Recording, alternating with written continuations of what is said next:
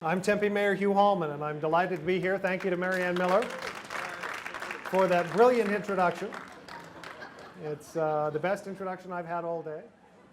I am here in large part, I think, because I'm not only the mayor of the city of Tempe, but I'm the chair of MAG, and we have just launched an economic development concept through MAG at our Economic Development Committee level to bring all of the cities, the counties, the state agencies, GPEC, East Valley Partnership, Westmark, and a whole host of others together to start discussing how we're going to compete in the global economy. As we have seen in the past, if we continue to do what we've been doing, which is having Scottsdale compete against Tempe, compete against Glendale, compete against Gilbert, we're going to get exactly where we are, and that is in a very troubled state with a very troubled economy. So the goal is to bring the business partners and public sector partners together to create a better environment in which we can collaborate to compete against other economies abroad. And so that's why I'm here, and I'm delighted you're here, and you really don't need to listen to me further than that, but thank you for your attention. How's that? You don't have to listen to me more than that, right? Did you want more? I drove 40 miles to come to Tempe. Then I'll speak to you directly. Oh, that'd be fantastic. I'm happy to. Matter of fact, we just joined the chamber. What would you like me to do? Questions? You want me to put this back on for questions and answers? I'll restate the questions. Okay. Anybody who'd actually like to ask the crazy mayor of the city of Tempe questions, I'd be delighted to take them. Questions? Yes, Ms. Miller. What am I doing next after I complete my last term as mayor? Those in Tempe know that I announced that if 8 years was enough for General Washington to be President of the United States, it's certainly enough for me to be mayor of the city of Tempe. My intention is to rest and contemplate. How's that for a non-answer? Yeah. Other questions? We're hiring. We could use a really energetic person. Could use a real leader and stunning person like me in power. I can't respond to that with anything other than thank you very much for the kind compliment, and I repeated it in more glowing terms than you originally placed it, so thank you for that opportunity. Yes? Is there anything going to take place at Tempe Town Lake? Any new development? Are there any new developments that are going to be taking place at, in and around Tempe Town Lake? I presume you don't mean on the water. There are still a number of projects in the works, but it's very slow going, in large part because the financing markets are still in such flux. It's very difficult for commercial projects, even in Tempe, which can be distinguished from other areas in the valley, to attract financing when the market has such an overhang of troubled properties, including in the commercial and industrial markets. They're not in Tempe, but it's very difficult to distinguish Tempe from other areas in the market when most people just lump the valley and the state, for that matter, into this notion of troubled assets or toxic assets. I actually view what we have now as an advantage, a competitive advantage for Arizona in this way. We've been tracking foreclosures across the valley as part of our work at the Maricopa Association of Governments, that's MAG. And most people bemoan the fact that we have this housing stock. That is not good news for home builders. It's not particularly good news for the banks that financed those houses originally. But what it does offer is very nice housing stock for new families that could be moving into the valley as part of a business maneuver that someone may make. And so we do have this large housing stock that's available with high quality product built by really great builders. It just happened to be at a time when the market got overloaded, and unfortunately a lot of banks and credit unions lost money as people were financing over and above their means. So I see the same opportunity for business expansion in the valley with respect to commercial and industrial properties. It's not good news for the landlords, but it's great news for startups. And so while folks are easily pointing to the bad side of that coin, I think there's an upside for us in the opportunity to grow the economy. We still have challenges to overcome in the state in just attracting people here to do business, but I do hope that businesses in the state of Arizona, and particularly in the MAG region, will take advantage of some of the networking opportunities we're creating. It's interesting to note that even in this downturn, when one looks at cities, and that's where most business takes place, within dense urban environments, you take a look at the cities across the globe, the 30 leading cities for growth and business opportunity are in Asia and Central and Latin America. The 30 worst economies in cities are in Europe and the United States. We're getting outcompeted primarily on the global economy dynamic. That is to say, when one looks at businesses in Arizona as an example, 2 out of 100 do business abroad. They'll export. 2 out of 100. And of those 2 businesses, only one of them exports to more than one country. We've lost our edge in the global economy in part because we got lazy and fat. We stopped paying attention to where we need to conduct ourselves for new business opportunities, new consumer markets, new sales opportunities. And I'm hoping events like this will bring more business people together, not only to work together within this region, but also to take lessons learned from 20 years ago when Marianne Miller and I first met. It was over the international market opportunity that businesses in Arizona had in Mexico. We still haven't taken very good advantage of that, or to Canada. Interestingly, now 10 years ago, we had a unique opportunity to create trade, and did for a period of time between 15 and 10 years ago, with, of all places, Kazakhstan. That was an example of a great lost opportunity. We had a Secretary of State at the time, Betsy Bayless, who recognized that opportunity. Arizona's largest trading partner was not Mexico at that time, it was Kazakhstan. And we missed out on that opportunity, and the vacuum was filled by companies from China in particular. And it's too bad. We need to not lose those opportunities, and I hope we'll take advantage of them. How's that for a very long answer to a question? Yes? You have mentioned about Business Expo. What about organizing procurement fair, regional procurement fair in a couple of months? The question was, I've talked about exporting. What about procurement fairs for businesses, I assume, to work with our governmental agencies where small business doesn't particularly have advantage? With federal, with county, with city. So you're really looking in terms of all forms of government, not just domestic but also foreign. Foreign would be third choice. First will be, I would say. Your first focus would be, let's figure out a way to work to create opportunities for small business in particular. Large businesses typically have the background and knowledge to understand procurement processes, but they are quite confusing. Each state has different procurement processes. The federal government has distinct procurement processes, none of which advantage our businesses, and in fact, probably disadvantage our businesses in large part because through trade agreements, we cannot impose agreements with local businesses that favor local businesses over international businesses. And so we have both obligations that prevent us from supporting domestic companies, while at the same time have made it much more difficult for them to do so. So for domestic companies to do so. At this stage, that's kind of at a level of authority that's above my pay grade, or maybe arguably below my pay grade. Not exactly. It's an example of regional cooperation. For example, here you have 4 Chamber of Commerce and you have 4 cities involved. Correct. Why not you get involved with Scottsdale, Phoenix, and arrange a small regional procurement fair? Well, in fact, I think we'd be better off having cities cooperate to enact precisely identical procurement procedures. So meeting with the mayor from the city of Mesa, mayor from Gilbert, mayor from Chandler, and myself, we've been talking about those kinds of things. But your point would be, why not have the cities present what they're looking for in a context that might be more accessible? I will tell you that most of the cities have gone to web-based procurement so that even the smallest of businesses have an opportunity to access the procurement opportunities that are available. The difficulty, I think, for most small businesses are the challenges of meeting procurement standards and having the wherewithal to do that is the biggest hurdle. That's the educational part. That's correct. Other questions? Had enough? Yes. I want to ask you, what's the term MAG? Does it say what all the cities can do? MAG is called, it's the Maricopa Association of Governments. It's a municipal planning organization for federal government purposes for our roads and freeway systems. But MAG is the congregation of all of the cities in Maricopa County, plus Indian tribes, the counties themselves, and the Arizona Department of Transportation, as well as some representatives from the business environment.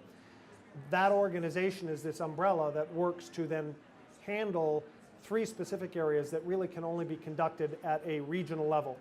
Planning for transportation systems, freeways in particular, issues that are social service in nature that cross municipal and other government agency borders, and environmental protection agency issues. So it is the Maricopa Association of Governments that currently is doing battle with the Environmental Protection Agency over how best to control our air quality. We get dunned in this valley for having polluted air from particulates. Most of those particulates come from dust, that come from dust storms. Let's see, we had one just yesterday. We've stolen the term from the Middle Eastern Arabic dialects that refer to those as haboobs for two reasons. One is it's the best description that distinguishes what happens in this desert environment from what happens in other stormy environments back east and in the Midwest, and also because it's fun to say and makes for an attention getter that helps us actually get the attention of the federal government, believe it or not, to explain why what goes on in this valley isn't from pollution. It's from natural occurring events that are called exceptional events that we should not have imposed on us for sanctions.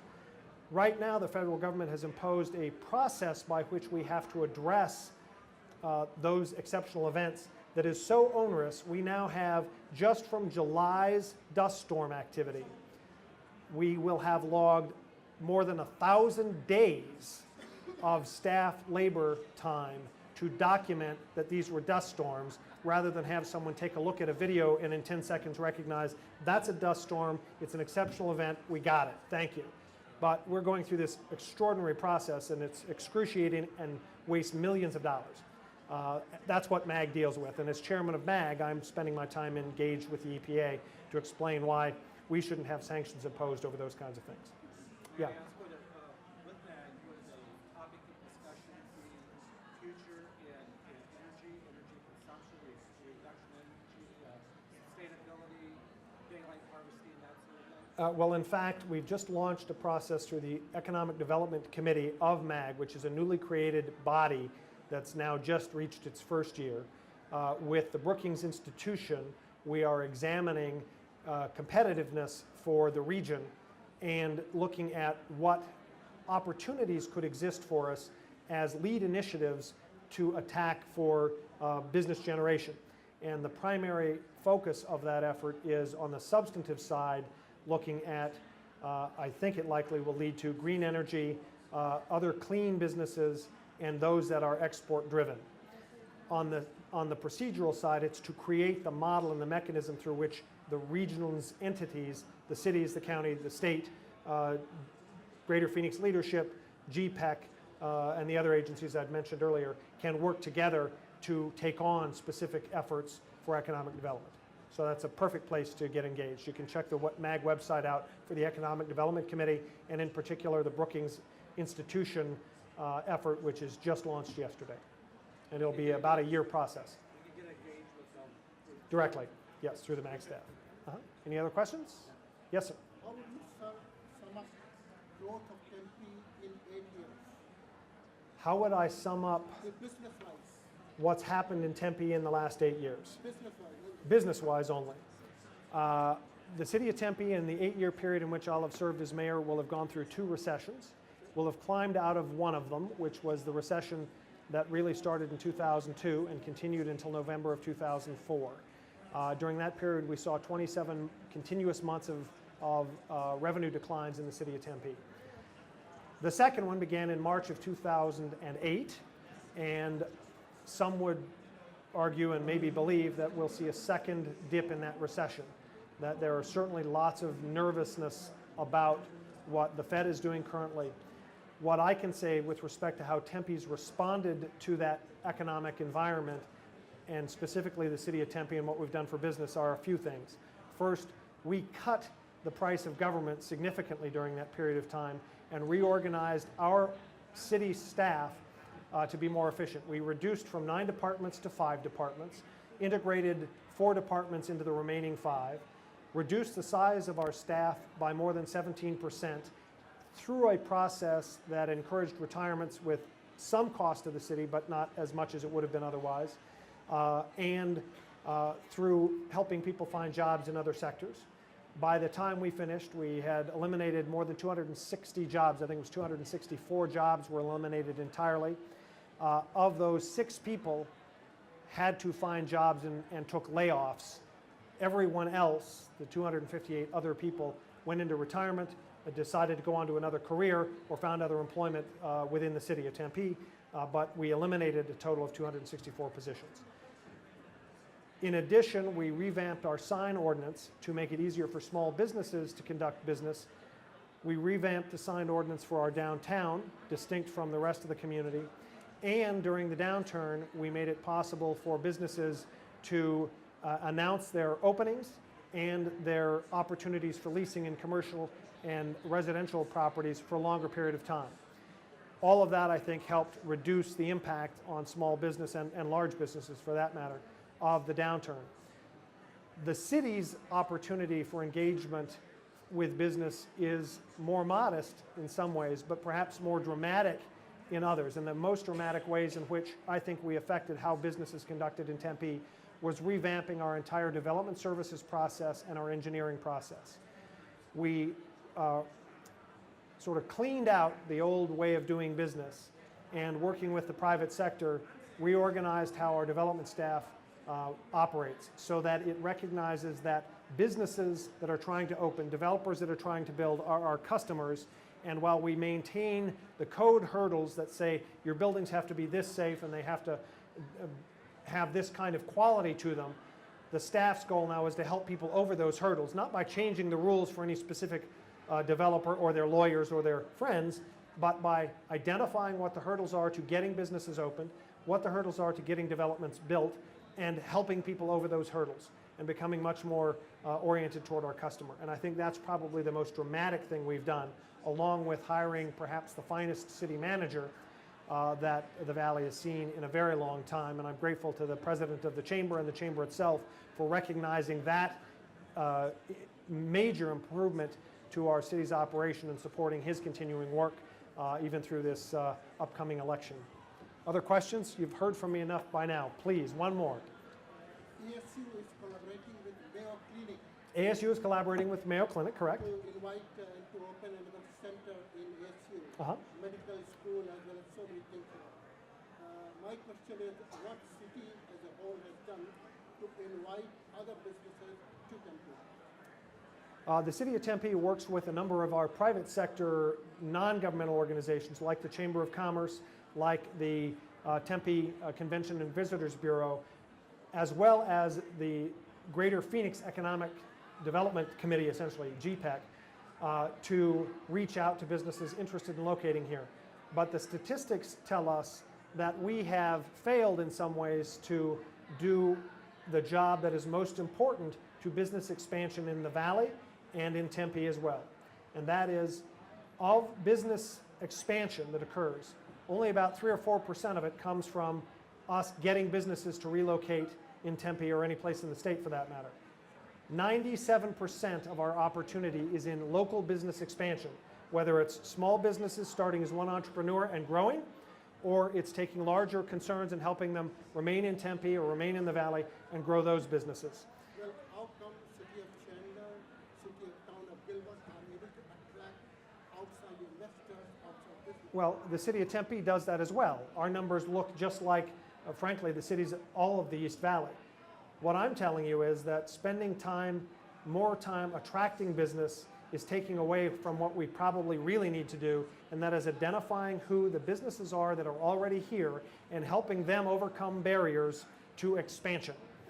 We keep ignoring the customers we have to the benefit of those people we want to attract. We provide incentives and all kinds of assistance to new businesses to attract them from other locales. And we ignore those people who are already paying taxes and using their tax money to attract their next competitor.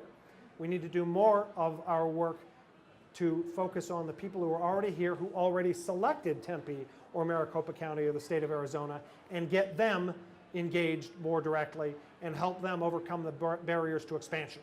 They've already demonstrated they're here. We need to help them beyond that. Thank you very much.